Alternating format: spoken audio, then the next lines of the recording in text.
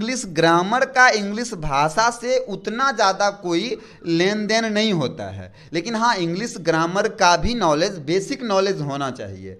ठीक है, वैसे तो इसका कोई स्टेप बाय स्टेप वैसे कोई रूल एंड रेगुलेशन नहीं है। बहुत सारे शिक्षक, बहुत सारे लोग बताते हैं, आपने भी देखा होगा कि ऐसा करो वैसा करो, 2 महीने में इंग्लिश बोलने आ जाएगा, 3 महीने में इंग्लिश बोलने आ जाएगा। अच्छा, सर्वप्रथम हम अपने सभी सब्सक्राइबर्स एंड व्यूअर्स जो अभी इस वक्त इस वीडियो को देख रहे हैं, आप सभी को शक्ति और उपासना की देवी माँ भवानी दुर्गा की हार्दिक हार्दिक शुभकामनाएं देते हैं।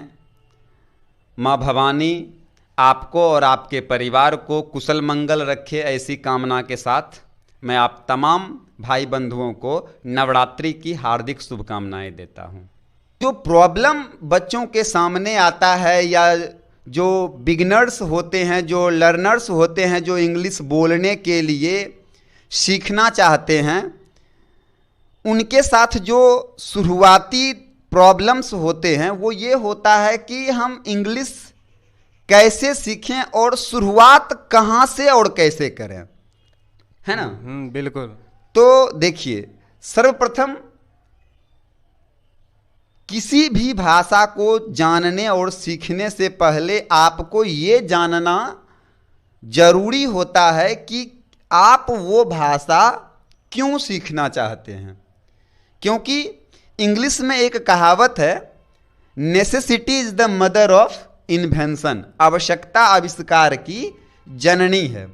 सबसे पहले आपको ये समझना होगा कि आपको इंग्लिश सीखने की क्या आवश्यकता है, कितनी आवश्यकता है।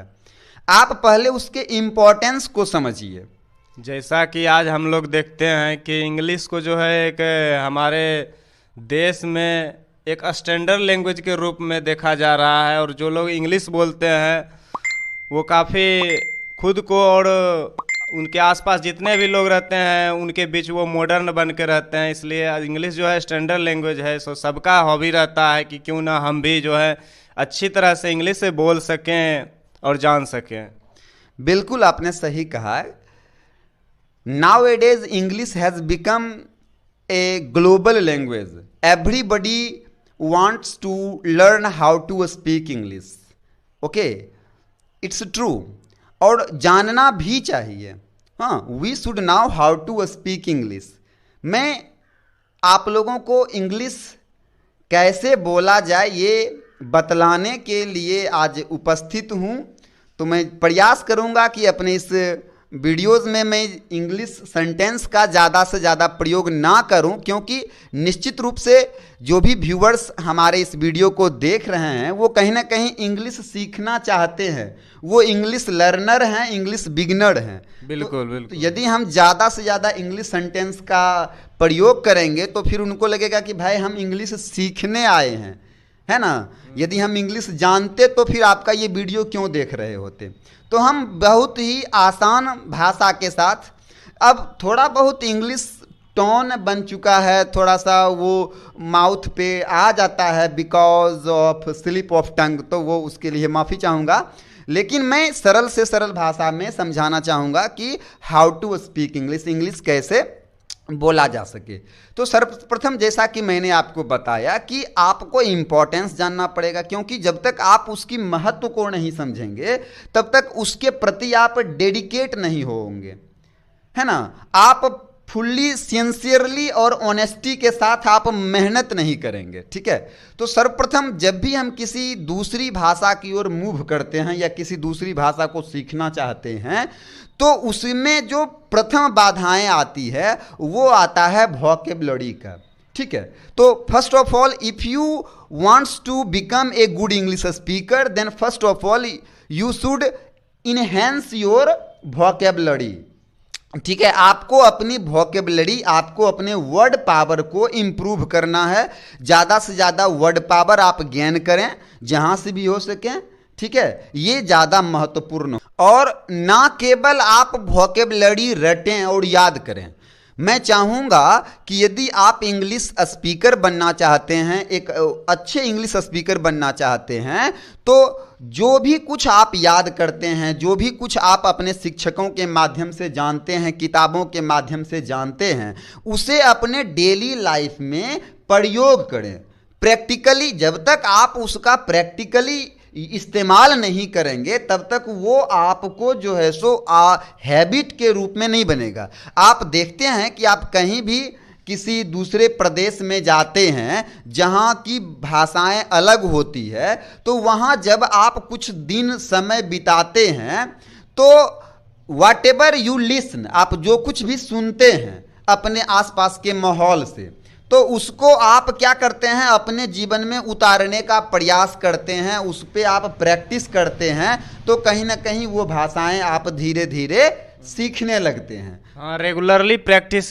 करना बहुत ही आवश्यक है। जी। जिससे कि आप कम समय में अधिक से अधिक इंग्लिश बोलने के लिए बिल्कुल सीख सकते हैं। तो कहीं ना कहीं प्रैक्टिस भी एक अभिन्न पार्ट होता है किसी भी भाषा को सीखने के लिए। और ना केवल किसी भाषा को, कहीं भी किसी भी क्षेत्र में यदि आप सफल होना चाहते हैं तो उसमें आप अपना जो पोटेंशियल है, जो अपना जो मेहनत है, वो जब तक आप अपने मेहनत पे फोकस नहीं करेंगे, जब तक आप जो कुछ भी सीखते हैं, समझते हैं, उसको आप अपने डेली लाइफ में उतारते नहीं हैं, उस पर प्रैक्टिस नहीं करते हैं, तब तक उसमें आप अच्छे नहीं बन सकते हैं। ठीक है, तो दूसरा जो पॉइंट है वो ये है कि जो भी आप वोकेबलरी सीखते हैं, याद करते हैं, उसे आप अपने डे टू डे लाइफ में इस्तेमाल करें, ज़्यादा से ज़्यादा इस्तेमाल करें।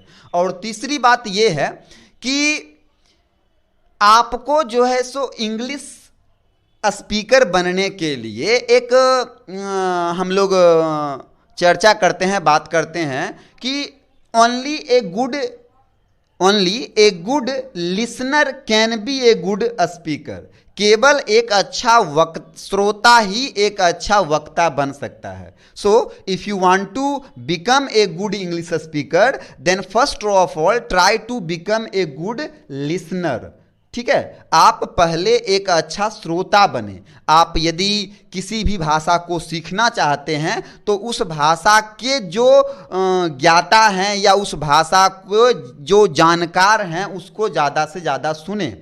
तो मैं चाहूँगा कि आप वैसे व्यक्तियों के संपर्क में रहें। और आज ज़रूरी नहीं है कि आपके प्रदेश में, आपके घर इलाके में वो माहौल मिले। आज तो जानते हैं कि इंटरनेट क्या युग है, this is the age of internet. So you can also, if you want to become a good English speaker, then you can also watch and listen these kinds of videos which is goes on English. ठीक है, तो आप वैसे videos, वैसे movies, वैसे news को सुने जहाँ पे इंग्लिश में बोला जा रहा हो। ठीक है, तो इंग्लिश वीडियोस को देखा करें, सुने सकें और उस पर प्रैक्टिस करें। मैं अगेन इस बात पे विशेष फोकस कर रहा हूँ कि प्रैक्टिस ज़्यादा महत्वपूर्ण है ना।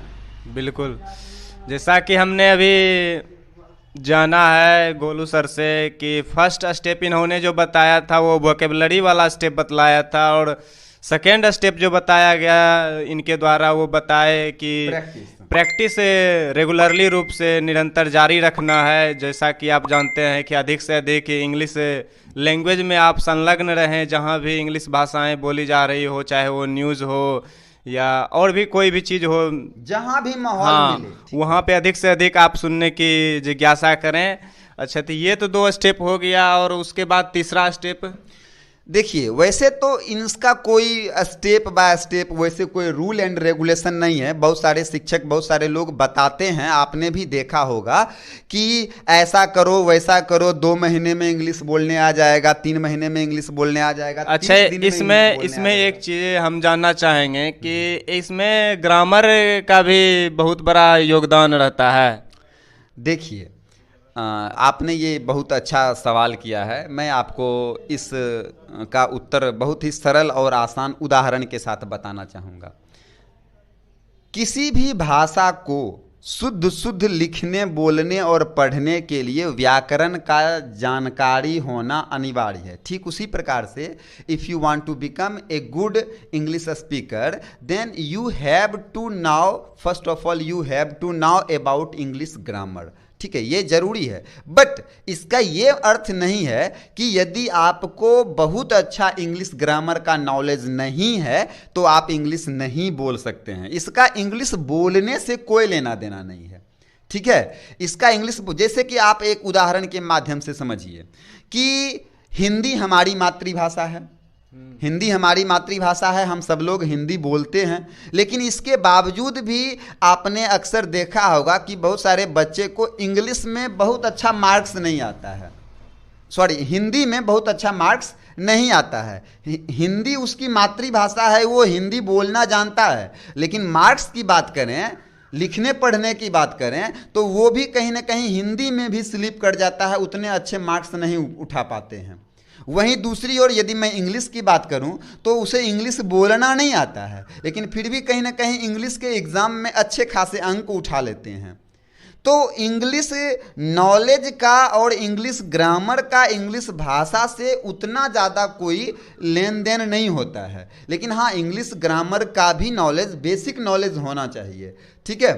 अब देखिए कि इंग्लिश बोलने के लिए हमें, जैसा कि मैंने आपको बताया कि एक तो आप अपने वोकेबलरी को इम्प्रूव कीजिए, उस पर प्रैक्टिस कीजिए, उसको डेली लाइफ में उतारिए, केवल याद करना पर्याप्त नहीं है।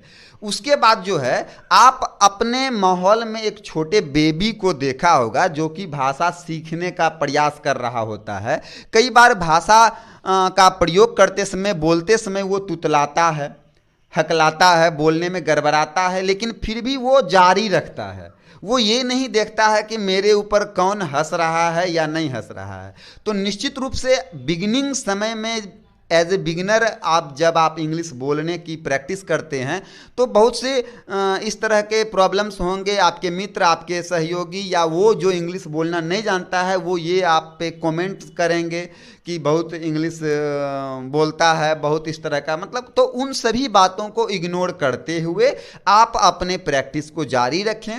आप यदि इन सभी बातों से बचना चाहते हैं तो आप मन ही मन इंग्लिश दोहराएं और अपने सराउंडिंग जो भी कुछ होता है उन सभी चीज़ों को मद्देनजर रखते हुए छोटी छोटी स्टोरीज, छोटे छोटे टॉपिक्स, छोटी छोटी घटनाओं जो आप देखते हैं अपने आसपास, उनको आप डिस्क्राइब करने का प्रयास करें इंग्लिश में, ठीक है। मन ही मन डिस्क्राइब करें, वहाँ कोई आपको, और अपने आप को बहुत ज़्यादा जज मत करें कि क्या मैं जो बोल रहा हूँ वो कितना सही है या कितना गलत है।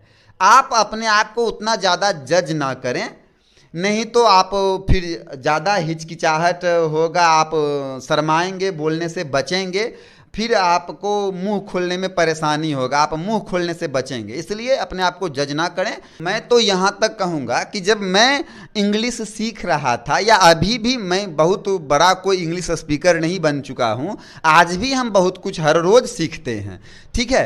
तो जब भी हम इंग्लिश सीखते हैं या उस समय होते हैं एज ए बिगिनर होते हैं, तो वहाँ पे क्या करते थे कि हम रात में जब खाना पीना खा के सोने जाते थे तो उस समय छोटे छोटे टॉपिक्स को, छोटी छोटी घटनाओं को याद करके उस पे बोलने का प्रयास करते थे कि हम कैसे जो है इंग्लिश में उसको डिस्क्राइब कर सकते हैं, बोल सकते हैं। वहाँ पे लिसनर, स्पीकर भी मैं होता था, लिसनर भी मैं होता था, खुद बोलता था और खुद सुनता था। तो इस प्रकार से हमारे इंग्लिश स्पोकन का जर्नी शुरू हुआ और आज धीरे धीरे उसमें इम्प्रूवमेंट लाते हुए आज थोड़ा बहुत इंग्लिश बोल लेते हैं।